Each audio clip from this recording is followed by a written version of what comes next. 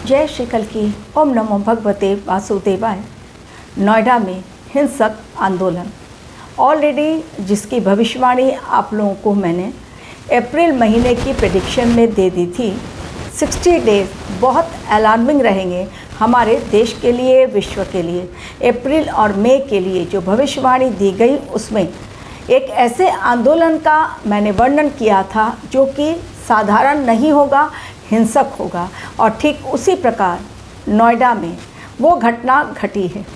ये समय 14 अप्रैल स्टार्ट हुआ एक ऐसे नए समय को लेकर जब सूर्य देव ने मंगलवार के ही दिन दो ऐसे गोचर किए जो कि बहुत हैं इम्पॉर्टेंट आने वाले समय के लिए। एक ही दिन में यदि ग्रहों के राजा सूर्य 2 बार परिवर्तन करते हैं, एक मंगल की राशि में उनका जाना यानी मेष राशि में जाना, खरमास का हुआ एंड, और एक नया बिगुल सूर्य देव ने फूंक दिया मंगल की राशि मेष में जाते ही।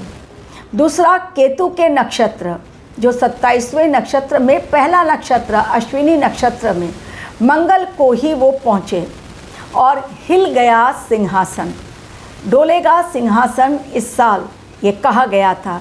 एवं 14 अप्रैल जैसे ही सूर्यदेव ने कदम रखा मेष राशि, राशि चक्र की पहली राशि, पहला नक्षत्र और सूर्यदेव का उसमें आगमन, सूर्यदेव ने सिंहासन हिलाया। कहाँ का? बिहार का। जी हाँ, नीतीश कुमार ने रिज़ाइन कर दिया अपने पोस्ट से। डिप्टी सीएम उनके बेटे बनाए जा सकते हैं एवं नया सीएम का चेहरा जो ऑलरेडी डिसाइडेड है ऐसा कहा जा रहा है। ये तो आने वाला समय बताएगा, उस बारे में मैं कुछ नहीं कहूँगी। लेकिन सिंहासन डोलेगा जो कहा गया था मैंने कि केवल हमारे देश में नहीं बल्कि कई राज्यों में और कई देशों में ये सिंहासन डोलेगा, उसकी बिल्कुल इस समय दिखाई पड़ रही है झलक। ऑलरेडी आपने देखा ईरान का हाल, उसके पहले वेनेजुएला का हाल। अब हमारे देश में क्या ये ना हो, ऐसा भला कैसे हो सकता है? जब सूर्यदेव करते हैं राशि परिवर्तन और वो भी जाते हैं मेष में, तो फिर वो वर्ष, एक वर्ष ये कहलाता है सोलर वर्ष। जी हाँ, सोलर ईयर विल स्टार्ट हो गया। ये 14 अप्रैल से स्टार्ट हुआ और नेक्स्ट ईयर जब तक फिर सूर्यदेव 12 राशियों का चक्र पूरा करके और फिर जब जाएंगे मेष में, ये तब तक चलेगा। इसको सोलर वर्ष कहते हैं। अब ये वर्ष चूँकि मंगलवार से स्टार्ट हो रहा है, मंगल की राशि में उन्होंने कदम रखा, लेकिन सोलर वर्ष इसलिए भी इम्पॉर्टेंट है क्योंकि केतु के नक्षत्र अश्विनी में उन्होंने कदम रख दिया। तो एक तरफ मंगल की राशि में कदम रखना, सूर्यदेव की एंट्री, उनका ट्रांजिट, और दूसरा केतु के नक्षत्र, केतुदेव अभी मौजूद है अग्नि तत्व की राशि यानी सिंह राशि में। अग्नि तत्व के ग्रह और अग्नि तत्व की राशि, वैसे ही इस समय भूचाल आया हुआ है पूरे विश्व में, लेकिन सूर्यदेव ने जो बिगुल फूंक दिया है वो आने वाले समय के लिए बड़ी चेतावनी है। भाई सिंहासन संभाल लो, अन्यथा डोल जाएगा तुम्हारा सिंहासन, उतार दिए जाओगे तुम सिंहासन से यदि अपने कर्तव्यों के प्रति अनदेखी, लापरवाही की। डायरेक्ट मैसेज यूनिवर्स का उन सभी लोगों के लिए जो सत्ता में बैठे हुए हैं, अपने अधिकारों का दुरुपयोग कर रहे हैं और अपने कर्तव्यों का निर्वाह नहीं कर रहे हैं। फॉर एग्ज़ाम्पल डोनाल्ड ट्रंप जो अपने आप को सर्वे सर्वा मान बैठे हैं, अपने आप को ही इस दुनिया का भगवान मान बैठे हैं। मैं जो चाहूँ वो करूँ, मेरी मर्जी। और इसी के तहत आज लगातार, भले ही उन्हें भी पता है कि उनकी करारी हार हुई है इस युद्ध में, ईरान भले ही सब कुछ खो बैठा है फिर भी आज डटा हुआ है। 2 देशों से एक देश अकेला लड़ रहा है, लेकिन वो अकेला नहीं बल्कि उसके पीछे अदृश्य ताकत रशिया और चाइना की है। बहुत बड़ा गेम पर्दे के पीछे से चाइना खेल रहा है। रशिया तो उतना बड़ा गेम नहीं खेल रहा, लेकिन चाइना सबसे बड़ा गेम, सबसे बड़ा खिलाड़ी इस समय दिखाई पड़ रहा है।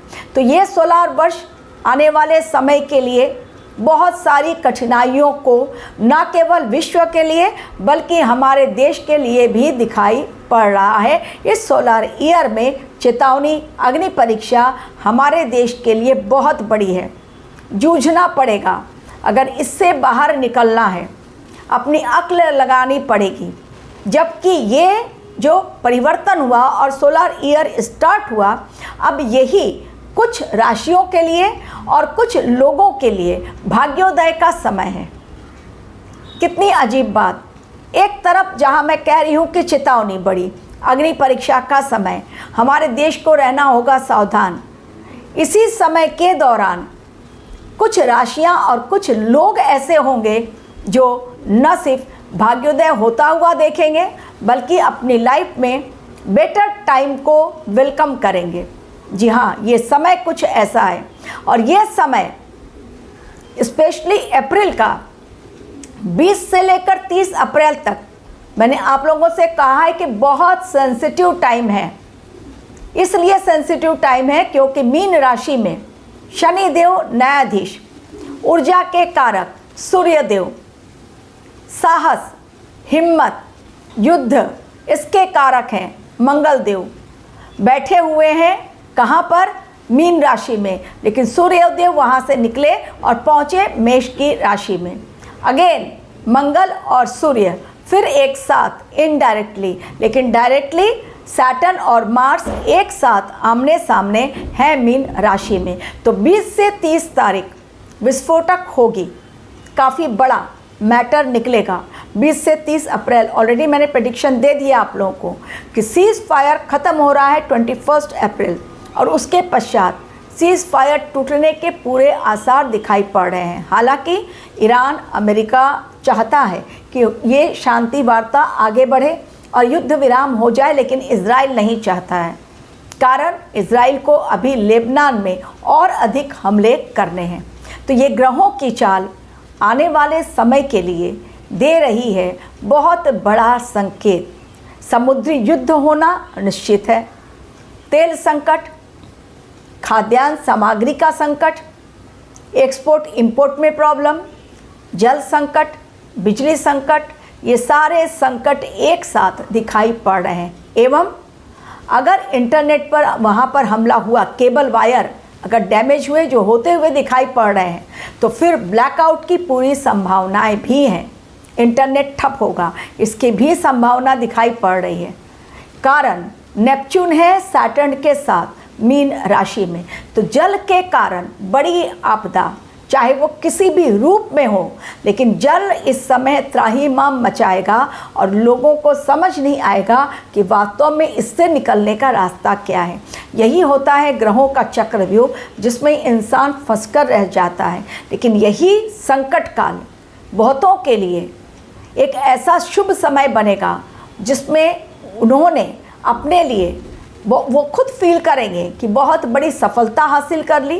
कारण अब तक जो उन्हें नहीं मिला अब वो मिलेगा। मघा के केतु देंगे रिवॉर्ड, मीन के शनि देंगे उन्हें सफलता। कारण वो धर्म के रास्ते पर थे, उन्होंने किसी का बुरा नहीं किया। ये समय न्यायिक फैसले का है, जस्टिस का है। और ये समय जब जस्टिस का है, क्योंकि शनिदेव ने भी नक्षत्र परिवर्तन करना है। शनिदेव को 20 अप्रैल का दिन है जो जिसमें शनिदेव नक्षत्र 17 अप्रैल को शनिदेव नक्षत्र परिवर्तन करेंगे, उत्तरा भाद्रपद में जाएंगे। तो डेफिनेटली चीज़ें इस समय कुछ अलग दिखाई पड़ रही हैं। इसलिए रहना है बेहद सावधान। कोशिश करें धर्म के रास्ते पर चलने की, अपने कर्मों के ऊपर फोकस करने की, अच्छे कर्म करें, मेडिटेशन करें। यहाँ वहाँ भागने से अच्छा है खुद अंतरात्मा में झांकें, भगवान कल्की के दर्शन करें। आप जिन्हें अच्छी तरह से, आप जिनको समझते हैं कि वो आपके आराध्य देव हैं या देवी हैं, आप उनकी आराधना करें, उनकी पूजा करें। डेफिनेटली आप अपने जीवन में बहुत बड़ा बदलाव महसूस करेंगे। Thank you very much for watching my video.